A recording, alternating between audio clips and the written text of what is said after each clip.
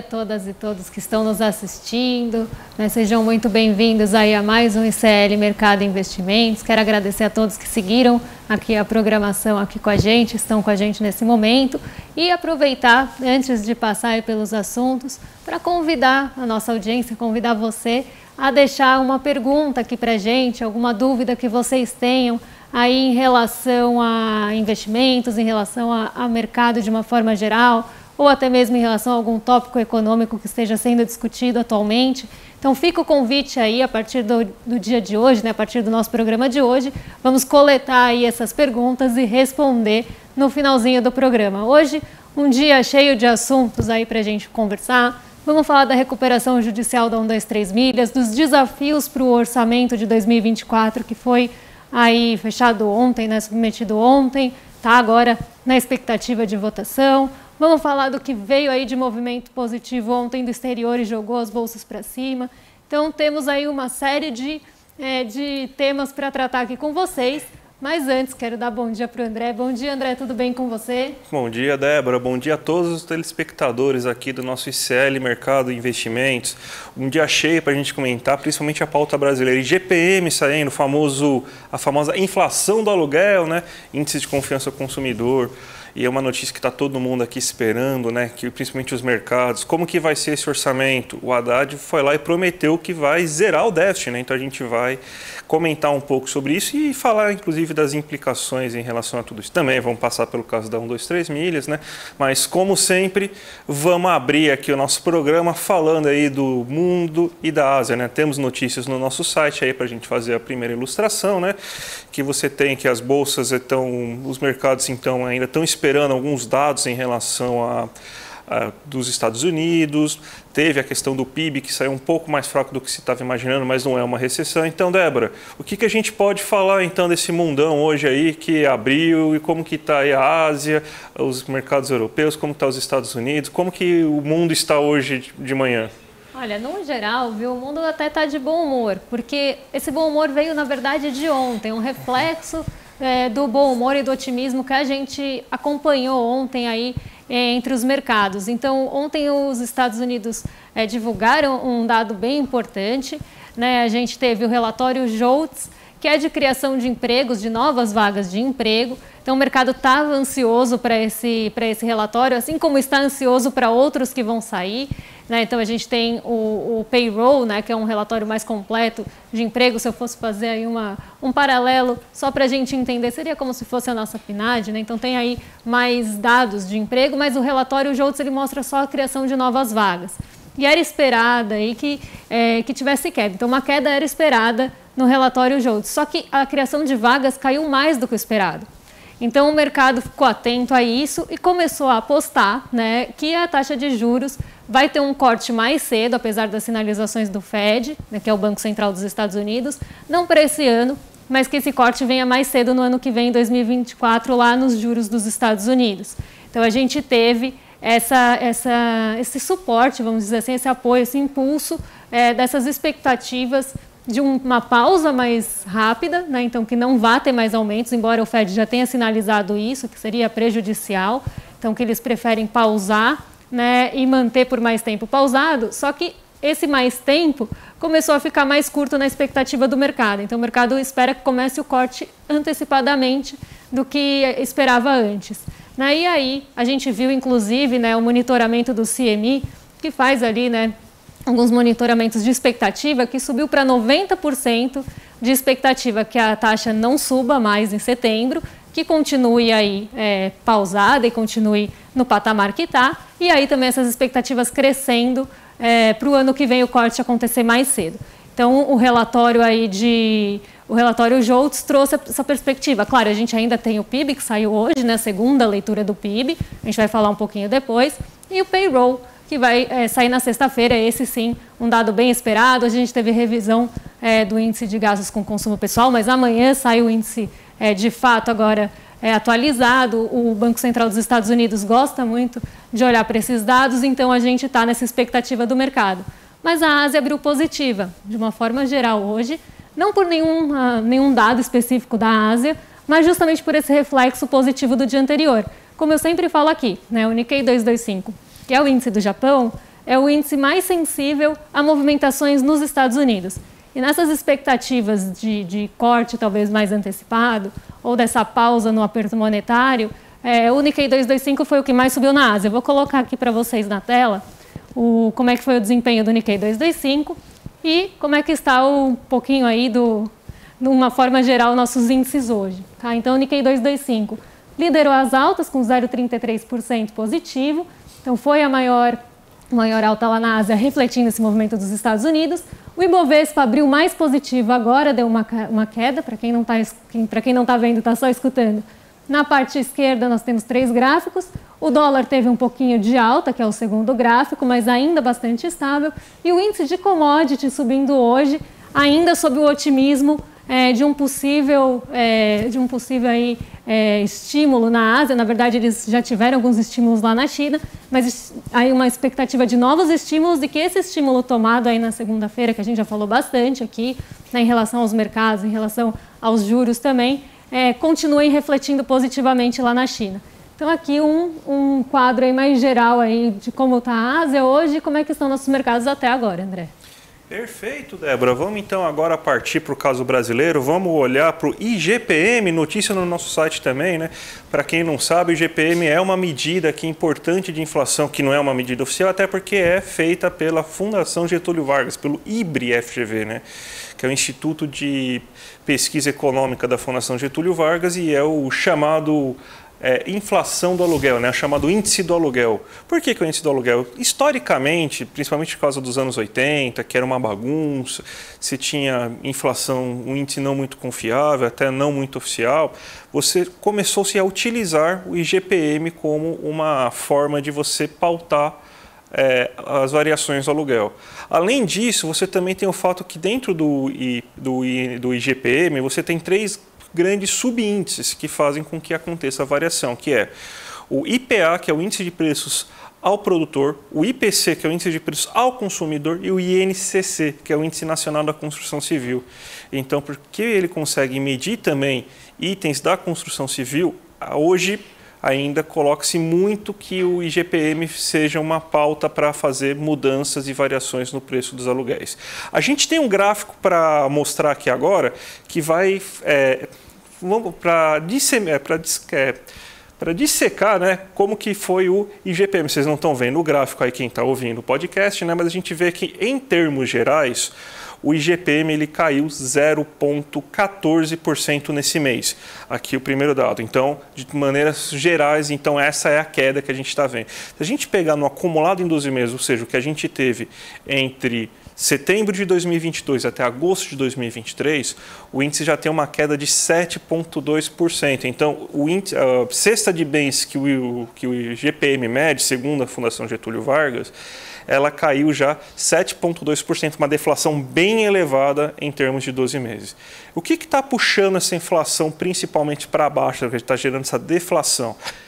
Em 12 meses, a gente tem que justamente o IPA. O IPA, que é o índice de preços ao produtor. Então, você estava com preços ao produtor muito elevados, principalmente por causa dos reflexos da pandemia. Então, agora começa a ter um ajuste um pouco mais normal. Então, está tendo uma queda de um patamar muito elevado. Então, você tem agora que caiu nesses últimos 12 meses 11% os preços aos produtores. Nesse último mês, caiu em 0,17%. E o que importa mais para nós, consumidores, certo? É o índice de preços ao consumidor, que você tem uma queda mensal de 0,19%, puxada principalmente pelo preço dos alimentos e também o preço de educação e leitura, com uma alta um pouco expressiva da tarifa de energia elétrica, da gasolina, do plano de saúde, inclusive, né, que puxou bastante o índice para cima nesse mês, mas não conseguiu tirar a questão da deflação mensal que a gente observou. E no acumulado em 12 meses, a gente tem que estar em 3,81% esse índice. Então, entre esses últimos 12 meses, teve uma elevação de 3,81% dos preços que são cobrados ao consumidor. Em relação à construção civil, foi o único que teve uma certa elevação, principalmente na contratação de serviços. Quando você tem uma melhora na economia, um dos principais fatores que você começa a observar é que o preço do serviço começa a aumentar, porque as pessoas começam a consumir mais serviços, a renda das pessoas de serviços é muito ligada também à questão do salário mínimo, questão da renda média mais baixa, já que é o setor que mais emprega. Então, você tem uma certa alta do custo de contratação de eletricistas, pedreiros, são os índices que, por exemplo, são as profissões que saíram na tabela, para quem quiser ver o estudo completo da FGV, né? Você tem, então, que esses foram índices que subiram bastante. Então, teve uma alta de 0,24% nesse mês, e com isso o acumulado chega a 3,06 no total. Então, esse foi o IGPM, Débora. Então, e isso daí, acredito que o IGPM não é uma coisa que afete muito o mercado, mas para vocês entenderem, já ter uma prévia do que pode acontecer na inflação no final do mês, né? Exatamente, né? Ele traz quase um termômetro também, né? A gente fala bastante disso. O que esperar do IPCA para o mês, né? Quando for divulgado no mês que vem. Inclusive, não faz muito preço mesmo, não tem um impacto tão grande no mercado, mas o IGPM veio abaixo das expectativas, né, da mediana e das expectativas do mercado, ficou em 0,14 negativo e era esperado uma alta de 0,2.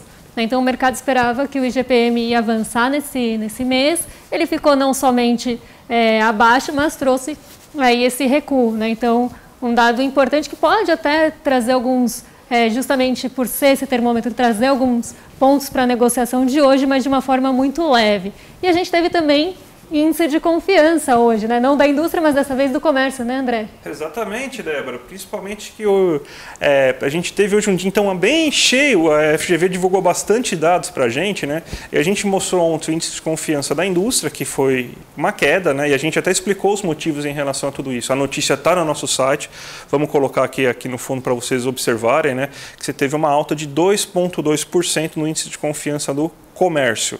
Então, o que está acontecendo? Qual que é a situação do Brasil agora? A gente está tendo uma melhora nos indicadores de renda, de desemprego, então está reduzindo o desemprego, a renda está aumentando, as negociações salariais estão gerando aumentos reais de ganho para as pessoas, então as pessoas estão começando a consumir mais serviços e as pessoas estão começando a pensar em comprar mais coisas. E o comércio está se ligando em relação a isso. Você tem também uma queda na taxa de juros que daqui a pouco vai começar a impactar no setor comercial, lembrando que a queda deve permanecer pelo menos até o final do ano, é esperado que chegue em 11,25% a taxa Selic, alta ainda, mais reduzida do que a gente tem agora. Então, o setor comercial está empolgado, achando que você vai ter uma melhora do setor nesse ano. Isso significa o quê? Que a gente tem, então, que a renda vai primeiro bater no comércio. A gente falou ontem, a indústria não está tão aquecida, a indústria não está tão confiante, justamente pelo fato que você tem, então, muito estoque ainda para ser vendido. Então, você está num passo atrás para a indústria. A indústria precisa vender esses estoques, então é importante que o comércio tenha essa confiança toda para vender esses estoques, para depois começar a produzir novos produtos, para depois pensar em aumentar a sua produção. Então a gente está, vamos dizer assim, uma escadinha, está no primeiro passo. A gente tem que primeiro eliminar os estoques para depois começar a fazer novos produtos, para depois pensar em expandir a indústria. Então a gente tem uma escadinha que a indústria precisa subir. Mas essa sinalização pode mostrar que daqui a algum tempo, talvez, a indústria tenha que começar a produzir novamente e produzir de uma maneira um pouco mais pesada. Então é um bom índice. A confiança do setor comercial ajuda e pode melhorar, inclusive, a questão do nosso PIB. Se o comércio começar a vender mais, a gente fica menos dependente só do setor serviços e do agro, que a gente está com uma economia urbana muito fraca, a gente vem falando aqui há um certo tempo, então isso daí pode melhorar a nossa situação.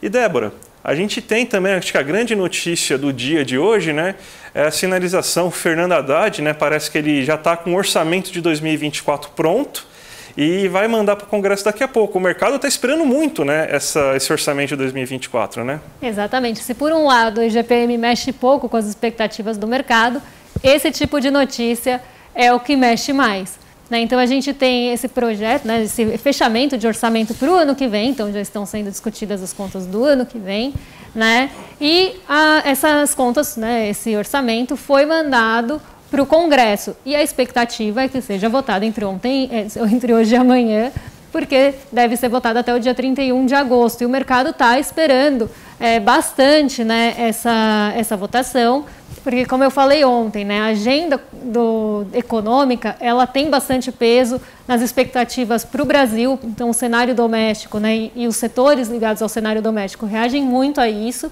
né, e aí o mercado fica com uma grande expectativa por essa votação, né, para aprovação do orçamento, justamente para começar a ter aí o que esperar do ano que vem. Mas foi meio polêmico, né, André? Porque o Haddad falou que quer zerar o déficit em 2024. Né? Exatamente, Débora. Aliás, o Haddad ficou assim, mais ortodoxo, menos progressista que a Simone Tebet nesse caso, porque existe uma bela discussão sobre zerar o déficit público, o déficit primário, né? O público não, mas o primário em 2024. A gente tem uma previsão de que exista aí um déficit de 0,5% do PIB, né, um valor equivalente a 0,5% do PIB para esse ano, que a gente já vai começar a viver sobre as novas regras fiscais, né, durante esse ano. Então, para o ano que vem, a previsão agora colocada no orçamento é que a gente zere. O que significa isso? A gente está numa situação nesse momento em que a gente está gastando um pouco mais acima do que a gente está recebendo em relação a tributos, taxas e tudo mais. Então, esse ano a gente quer reduzir para 0,5% do nosso, em relação ao PIB o valor do déficit, e para o ano que vem quer zerar. Então, a gente quer arrecadar igual a gente gasta, né? Basicamente isso. Qual que é o grande problema disso? Quando a gente está falando em zerar isso, a gente tem duas soluções para tal. Ou aumentar a receita, e existe algum certo espaço para aumentar a receita, né? Caso você não tenha um Jeep Renegade. Você viu ontem a gente falando justamente da taxação dos super ricos, que ajuda um pouco a você conseguir alcançar essa meta aí de você aumentar o nível de receitas. Tem ainda muitas fontes que podem ser observadas, por exemplo, as apostas esportivas, que hoje não são regulamentadas e pode gerar um grande aumento de receita. Então você tem diversas fontes ainda para serem exploradas. Mas mesmo com essas fontes ainda para serem exploradas, existe uma preocupação de que você não vai conseguir chegar em tal nível. A Simone Tebet mesmo, tem o pessoal lá do IPEA, lembrando que o IPEA também faz parte do arcabouço, né, da saia do Ministério do Planejamento, né? Eles já estão falando que vai ser muito difícil você zerar o déficit no ano que vem. Talvez seja difícil você chegar nos 0,5%, por causa que o volume de receitas não vai conseguir chegar com esse nível de gasto. Então, o que a gente vai ter que fazer, provavelmente, cortar gastos. Quando se corta gastos, a gente fala, não, mas é bom que o governo tem que cortar gastos, gasta muito mal, não sei o quê. É aquela ladainha de sempre que a gente ouve e tal, que os papas ortodoxos sempre falam. Mas quando a gente fala em cortar gasto, a gente está falando em demitir pessoas terceirizadas, a gente está falando em reduzir o volume de obras, a gente está falando de desacelerar o crescimento econômico. O gasto, a política fiscal é muito importante na hora de você realizar um crescimento econômico. Então, a gente pode ter problemas, principalmente se a gente pensar que é um ano eleitoral, né? E todo mundo vai querer seu puxadinho, todo mundo vai querer sua emenda. Então, cortar gastos numa situação dessa é muito complicado, porque você pode ter resultados econômicos menores do que o esperado. E não existe aquela história, vamos primeiro arrumar a casa, porque depois a gente começa a gastar. Isso daqui não é uma pequena microempresa. Por isso que existe matéria chamada micro e macroeconomia. A micro vai tratar da pequena empresa e realmente você tem que cuidar do seu orçamento, você tem que fazer gastos e receitas ficarem iguais. A macro funciona de outra maneira. A macro você tem multiplicador que vai fazer com que o aumento de gastos se multiplique em tal ponto que faz que você arrecade mais no futuro, aumenta a renda. Então você tem outras lógicas macroeconômicas para fazer o funcionamento da economia, para fazer o que a economia gira. Então, essa questão de ter que cortar gastos que gera polêmica, que torna também a proposta um pouco irrealista, mas mesmo sendo irrealista vai ter que ser colocado, porque a gente tem punição caso não seja alcançado tal meta. Então, esse é o grande problema, Débora, que a gente se enfiou no buraco da meta fiscal, né? Agora a gente vai ter que fazer com que a meta fiscal seja respeitada. Então, aí que está o buraco. A gente se enfiou nele, o Haddad fica mais ainda irrealista ao propor isso e a gente vai ter que chegar nisso. Exatamente. Aí a gente vê, né, mais acredito eu, aí, aceno do Haddad para o mercado. Né? Ele vem dando alguns acenos para o mercado já há algum tempo, né? Não é de hoje, com as outras propostas que foram, né, como do arcabouço, enfim, a gente viu vários acenos do Haddad para o mercado. Né? E aqui a gente vê mais como se ele estivesse querendo provar que sabe fazer lição de casa, algo que normalmente é cobrado aí de alguns governos, e parece que ele está querendo mostrar, né, esse trabalho. E a gente sabe também que corte de gasto, né, sempre rompe para o lado mais fraco da corda. né? Sim, eu lembro de uma aula de economia brasileira que a gente teve junto, inclusive lá com o professor Júlio Pires, foi até meu orientador de mestrado, um abraço se ele estiver vendo isso aí, que ele falava da síndrome do bom cristão na economia brasileira, né? Quando você coloca um governo mais progressista, mais de esquerda, cobra-se muito mais assim dele para ele conseguir mostrar que ele realmente tem essas preocupações de mercado, né? O Celso Furtado, que é o pai de todos nós da economia, o maior economista que o Brasil já teve, né? Ele, quando entrou no Ministério da Fazenda, lá no governo Jango, ele teve que tomar medidas bem ortodoxas para não reclamarem muito da atuação dele, né? E a gente sempre vê isso. Entra governo Lula, entra governo Dilma, e sempre o começo é a mesma coisa. É uma política bem mais de austeridade fiscal, ortodoxia econômica, meio que tentando mostrar para o mercado, gente, a gente é seu amigo, a gente não vai querer brincar com vocês, a gente só quer colocar o pobre no orçamento, não vamos mudar radicalmente. Esse é o preço que a gente sempre paga, né, no final das contas, porque até o próprio Paulo Guedes teve mais espaço de manobra para poder gastar, pôde romper o teto da maneira que ele quisesse, sem sofrer nenhum grande problema, porque ele não precisava provar para ninguém, né, que ele é um liberal ortodoxo, mas a gente parece que sempre tem que ficar provando para o mercado que é amiguinho dele, né? Esse é o grande sofrimento que nós, heterodoxos progressistas, sofrem nessa coisa. Me surpreende o Haddad, né, ter que provar que é ortodoxo, né, que está longe da heterodoxia, sabendo aí de trajetórias. Mas vamos lá, vamos dar um giro para o mercado para ver como é que está o mercado hoje, como é que abriram os mercados de uma forma geral. O Ibovespa negativo, ficou bem próximo à estabilidade na maior parte da manhã, mas agora está negativo e esse 0,37 só não está mais aprofundado, porque a gente está sendo muito segurado pelas ações ligadas às commodities, tá? Então um dia mais negativo para o Ibovespa, a gente está com dificuldade de romper esses 118 mil pontos, né? Então chegou nesse patamar, a gente começa a ver até uma realização, até porque a gente veio de 2 dias de ganhos consecutivos que somaram mais de 2% de alta, então o mercado começa a realizar ganhos em algumas pontas, então o que a gente vê puxando, né, ou limitando essa perda é justamente o setor de commodities, a Nasdaq positiva, porque hoje saiu a segunda leitura do PIB dos Estados Unidos, ele ficou um pouquinho aí abaixo do esperado, ficou menor do que a primeira leitura, então mostra que a economia americana pode estar com uma dificuldade, não uma dificuldade porque ela não chegou a andar para trás, mas teve um crescimento menor do que o esperado, então isso pode acenar também, sinalizar para aquele ponto que a gente estava falando no começo do programa, que é justamente essa pausa no aperto monetário, né, no aumento dos juros e os cortes vindo mais cedo. Então, a Nasdaq é muito sensível a isso, porque é uma bolsa de tecnologia, então ela responde aí até de uma forma mais brusca que o S&P, que está perto da estabilidade aí em 0,05. O Nikkei 225 e o Xangai Composto já falamos, né, são os mercados asiáticos, o dólar em alta hoje e o DXY, né, que mede o dólar frente a seus pares, está em queda, justamente porque se espera que os juros comecem a arrefecer, que as treasuries comecem a ter um patamar menor de rendimento, e isso afeta o dólar. Então, o dólar em relação a seus pares caindo hoje, e o petróleo Brent em alta, né? A gente já falou um pouquinho aí das commodities, e é justamente isso que está sustentando o Ibovespa, né? Essa queda menor do Ibovespa. Então, o petróleo Brent em alta hoje. Perfeito, Débora. E uma coisa que está afetando não só o mercado, mas também pessoas, né? De carne e osso, é a questão do 1, 2, 3 milhas, né? Recuperação judicial. Agora, o que a gente vai fazer? Como que vai ser a situação agora, né? Essas pessoas vão recuperar o investimento feito, a gente fica agora no aguardo, mas um absurdo, né? Um absurdo o que a 1, 2, 3 milhas fez aí com a população brasileira, principalmente pensando que viagens são quase que um sonho, né, das pessoas, as pessoas gastam suas poupanças, gastam dinheiro que não tem, parcelam em muitas vezes, e muita gente aí tomando prejuízo, calote aí de 1, 2, 3 milhas. Exatamente, ela entrou com o pedido de recuperação judicial, né? Ele pode ser aceito ou não, então vai para essa análise. E aí ela tem alguns pontos, né, que pode ter uma perícia, né, dessa recuperação, ou pode realmente entrar em recuperação, que aí a gente entra num outro ponto, porque tem alguns congelamentos, né, ali de cobranças que podem ser feitas.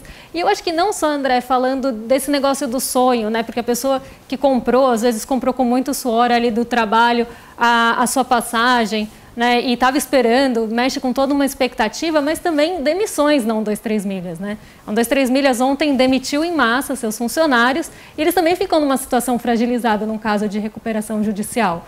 Né? Então aqui a gente precisa, porque os credores, né, e também aí da 123 Milhas, elas vão passar por um processo de recuperação, a empresa vai passar por um processo de recuperação judicial, que é justamente essa reorganização, vamos pensar assim. Né? E aí tem alguns processos que precisam ser estabelecidos, inclusive, né, em casos mais até aprofundados, vamos pensar num pior cenário, numa falência, tem toda uma obediência de quem deve receber. Então aqui, né, a gente fica nessa expectativa também do que vai acontecer, mas o pedido, né, depois eles deitarem e enrolarem em cima das pessoas e daí falar que não tem como pagar, que não tem caixa. E eu acho que o Edu explicou muito bem também no ICL Notícias, né, por que chegou a essa situação. Né, depois deles fazerem tudo isso, aí pede recuperação judicial e vai todo um processo moroso em cima disso. E aí a gente vê quem sofre são as pessoas que compraram as passagens e os funcionários da 123 Milhas também ficaram numa situação muito ruim. Sim, sim. Uma coisa que às vezes assim, me pega um pouco em relação à profissão de ser economista mesmo, é que a gente fica muito olhando só para a questão dos números. A gente fala aqui como se fosse uma brincadeira, assim, que os Estados Unidos estão esperando que a taxa de desemprego aumente para você conseguir ter uma política melhor de taxa de juros. A gente está fazendo uma recuperação judicial para conseguir proteger os acionistas. Só que a gente esquece que quando a gente está falando aumentar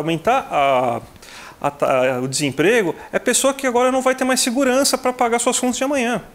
É pessoa que pode entrar em insegurança alimentar. Agora, trabalhador da 123 Milhas, que provavelmente vai ser um dos últimos, porque os acionistas são os primeiros a receber quando você tem um processo de recuperação judicial. Então, ele fica lá na última ponta para recebimento de alguma coisa. São as pessoas que compraram pacotes e agora vão ver esse dinheiro indo para o ralo. Talvez demorem anos para conseguir recuperar isso, porque empresas desse porte muitas vezes fazem o quê? Judicializam as questões para você, porque é mais barato pagar o advogado do que pagar a conta. Então essa é a situação que a gente tem. Então, quando a gente fala aí de economista, por isso que eu sempre gosto de lembrar da Maria da Conceição Tavares, a gente tem que pensar também no social, não é só um número fraco, é um número na tela, a gente mostra aqui um monte de número o dia inteiro, mas a gente tem que lembrar também que a gente está falando de pessoas, a gente está falando de vidas, a gente tem que lembrar que não é uma planilha de Excel, a gente acha que aquele dado é uma planilha de Excel, não, é uma vida, é uma pessoa que tem sentimento, uma pessoa que está, às vezes, sentindo necessidade por causa de uma atuação que um economista faz, Débora. Mas acho que o tempo acabou hoje já agora, viu?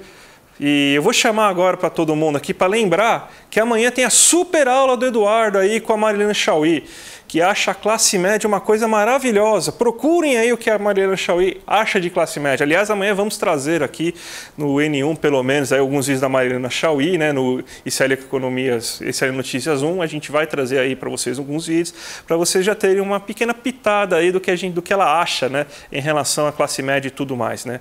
Então, cliquem aqui no link aqui embaixo, a gente vai ter bastante gente vendo, o Eduardo falou mais de 200 mil pessoas já se inscreveram aqui, então é muita gente.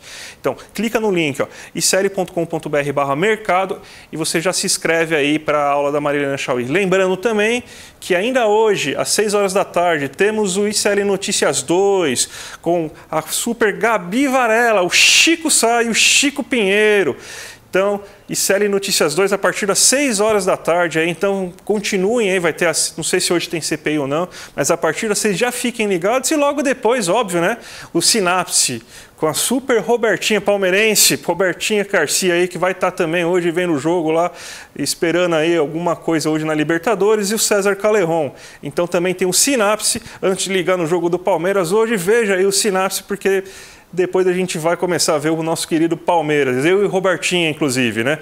Então, gente, eu queria agradecer a presença de todo mundo e passar a palavra para a Débora aí, para ela falar o bom dia dela também. Bom, só agradecer a presença de todos vocês. A programação continua extensa, né, por aqui. Amanhã estamos de volta desde as 7 da manhã.